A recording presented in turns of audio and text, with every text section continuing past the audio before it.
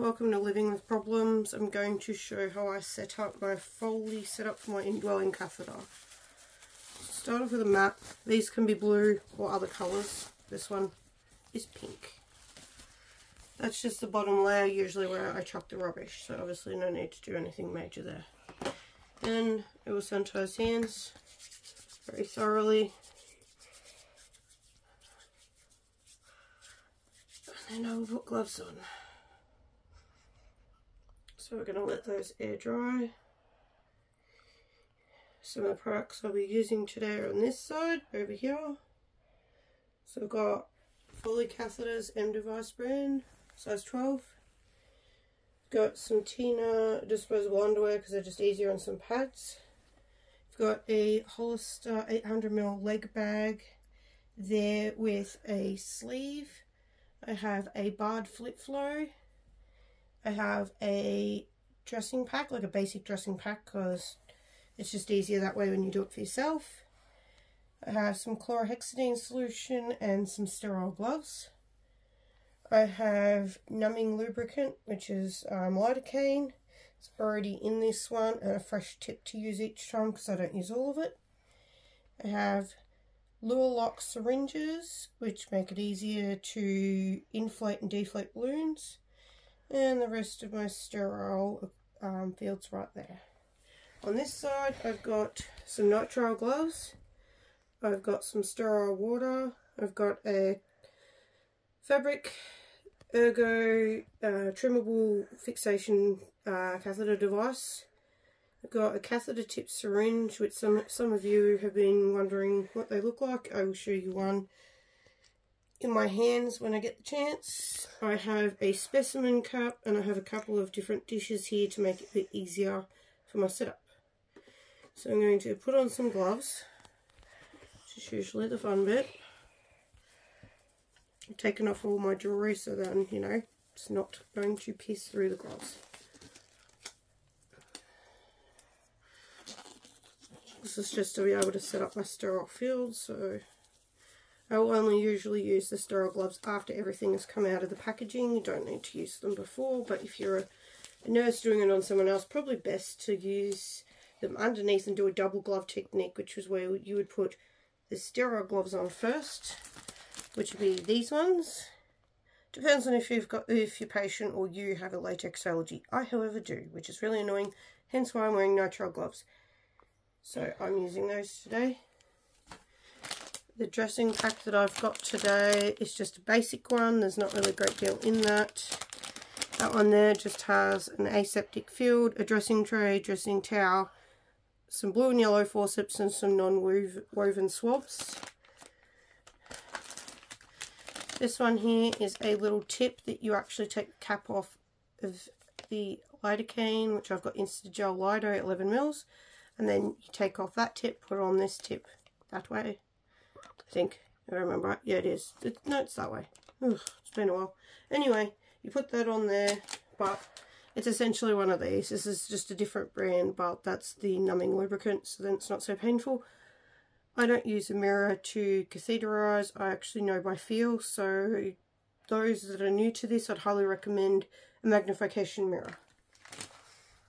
Chlorhexidine solution is here. This is to give everything a really good clean before you even insert anything in there.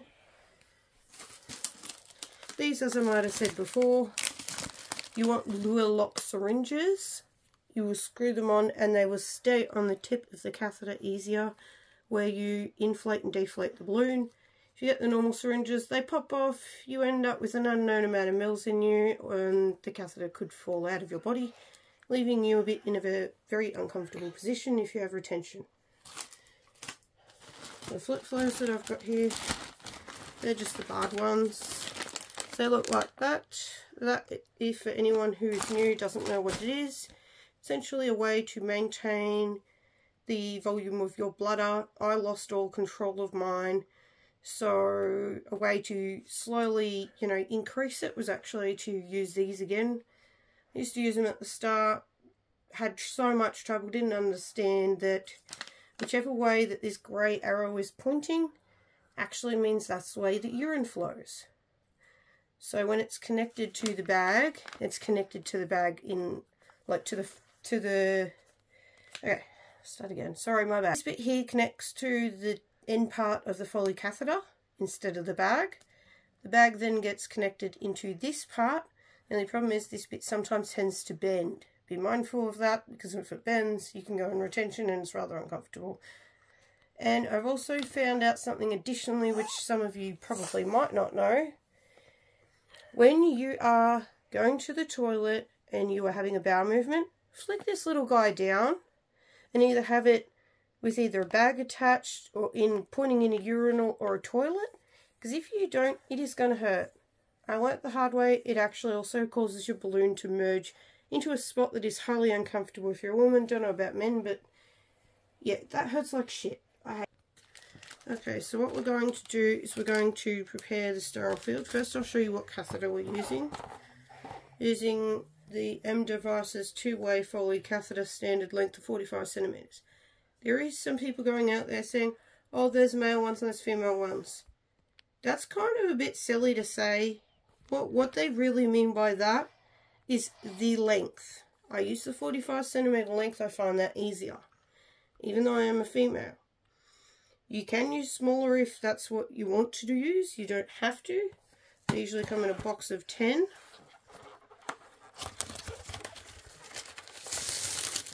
So that is it there. Obviously that is not going to be where I pour out my sterile field, but these ones here are very, very easy to use. That's the code for anyone wanting to order them. They're actually quite good. You need to pay attention to this number here. That is the size that is used with the thickness of this tubing that you may see here. And then you've obviously got a 10 ml balloon that's about here. Just for those that may not know about it. And the colour for size 12 is usually white. Usually the colours are universal. I've used 12s, 14s and 16s. I've not used any other sizes other than that. I've not used 18 and 10s too thin. That's pediatric size. So what we're going to do is we're going to start pouring things on the sterile field. So I'm going to then grab a different colour, so then you know the difference.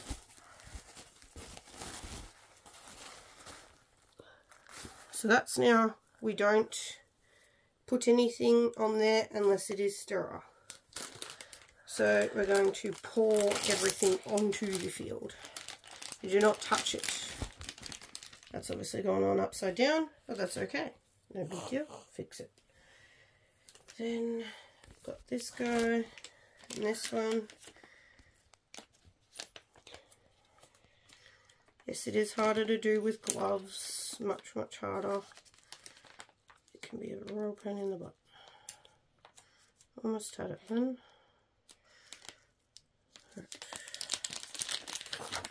So I have that out on the field. Rubbish to the side. That guy off on the side because it's just easier. We will not be using the closed one because that doesn't matter. Have the chlorhexidine. You can just gently snap those. Also place that on the field. The bag, we will grab the bag next. The bag I'm using of choice, which is my preferred one, is 800 mils and it's a Hollister leg bag. It is a 50 centimeter length tubing.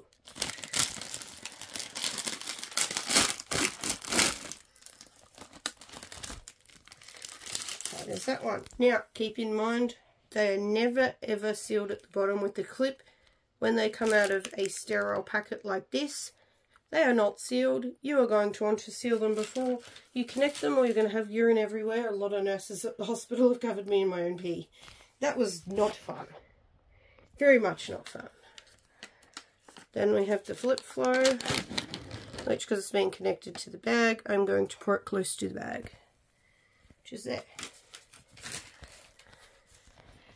Then we need to draw up some saline or irrigation water. I use irrigation water in a specimen cup. So usually you would want 10 mils if it's a 10 ml balloon or whatever size your catheter is. however much you need, but I usually put in a tiny bit extra in case it ends up everywhere, which does happen. Sometimes it's good to have a helper, but I do this independently. I've got someone else filming this for me today to make it easier for me. So that is my water ready. I'm going to put that to the side there. Now this is where the lower lock syringe comes in. Now this bit here I do not see as being needing to be sterile. So what I do is I just pull it out, rub the water, and I'm going to make sure there are no air bubbles after I do this. I tend to do it one-handed first. Yes, there ends up being a lot of air in it, which you can gently push out. Just trying to get exactly 10 mils with the minimal amount of bubbles. One thing I do is leave a bit of air there.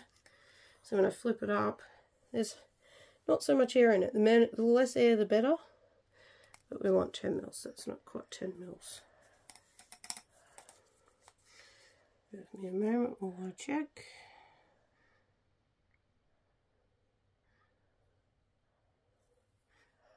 It's just a slight bit off. I hate when that happens.